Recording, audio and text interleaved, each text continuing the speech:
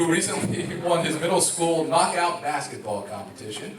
He's also a brown belt in karate, so he's got a lot of knockout skills. For 10 years, he's been an active member of Beulah Baptist Church. Jeremiah plays piano and clarinet. He's also a participant in the 2011-2012 MLK Black History Month program held at the Harrisburg Forum. Ladies and gentlemen, Jeremiah Israel Christian.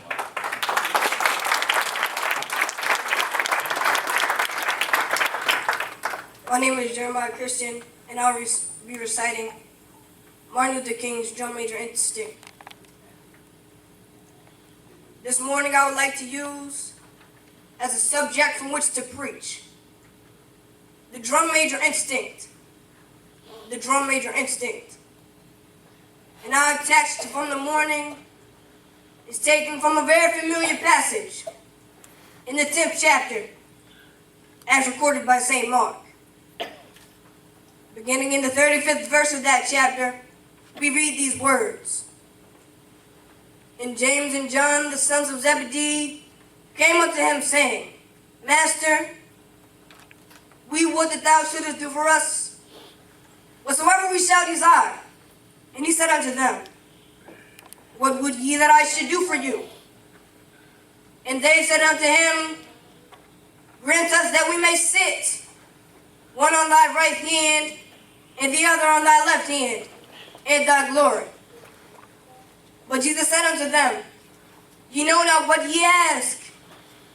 Can ye drink of the cup that I drink of, or be baptized with the baptism that I am baptized with? And they said unto him, We can. And Jesus said unto them, Then ye shall indeed drink of the cup that I drink of, and with the baptism that I am baptized, withal shall ye be baptized.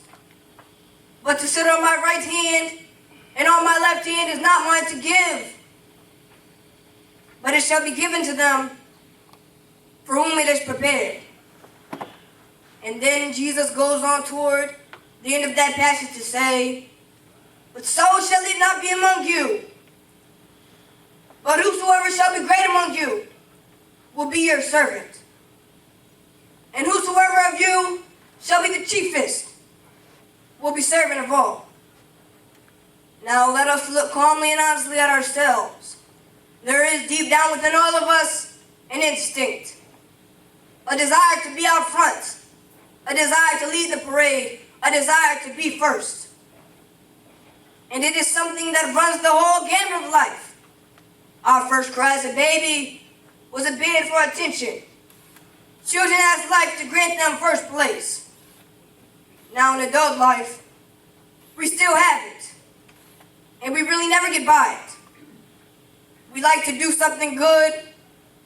Everybody likes to be praised because of this real drum major instinct. There comes a time that the drum major instinct can become destructive. And that's where I want to move now. I want to move to the point of saying that if this instinct is not harnessed, it can become a very dangerous, pernicious instinct. For instance, if it isn't harnessed, it causes one's personality to become distorted. Have you ever heard people that you know, and I'm sure you've met them, that just become sickening because they just sit up all the time talking about themselves? That's the person who has not harnessed the drum major instinct.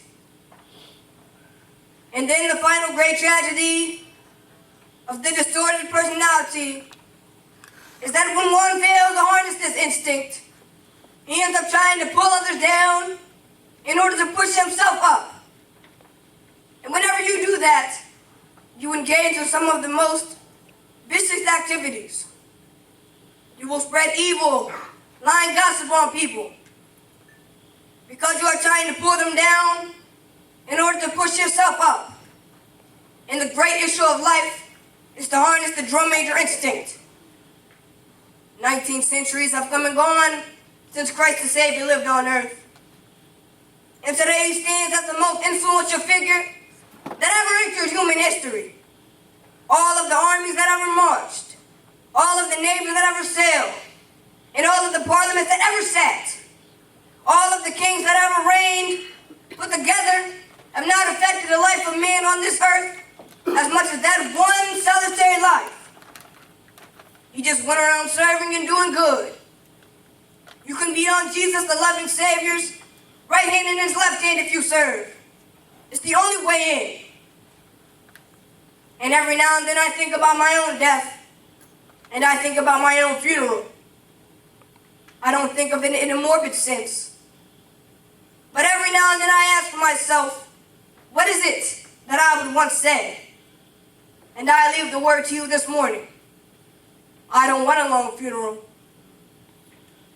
And if you get somebody to deliver the eulogy, tell them not to talk too long. And every now and then I wonder what I want them to say. Tell them not to mention that I have a Nobel Peace Prize. That isn't important. Tell them not to mention that I have 300 or 400 other awards. That's not important. Tell them not to mention where I went to school. I'd like for somebody to say that Martin Luther King Jr. tried to love somebody. I wanted to be able to say on that day that I did try my life to clothe those who were naked. I want you to say that I tried to visit those who were in prison. I want you to say that I tried to love and serve humanity. Yes. If you want to say that I was a drum major, say that I was a drum major for justice. Say that I was a drum major for peace. I was a drum major for righteousness. And all of the other shallow things shall not matter. I won't have any money to leave behind.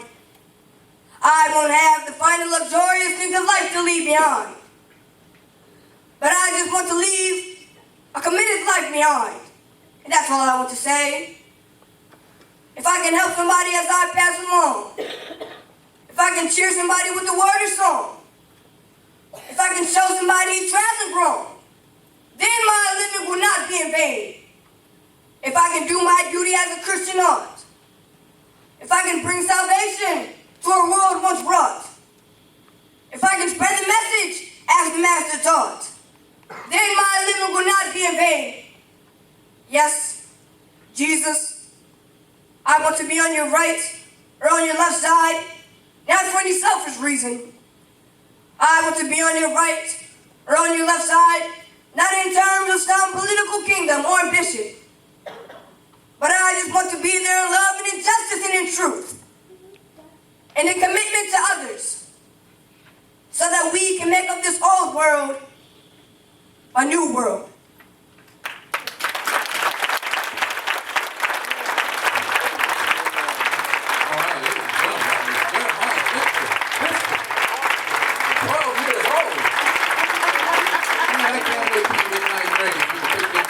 Regular talent hunt program with skills like that. Way to go, young man. That was impressive. Amen. Barely memorized 2 pages, let alone. I was in church here for a second. Our next performer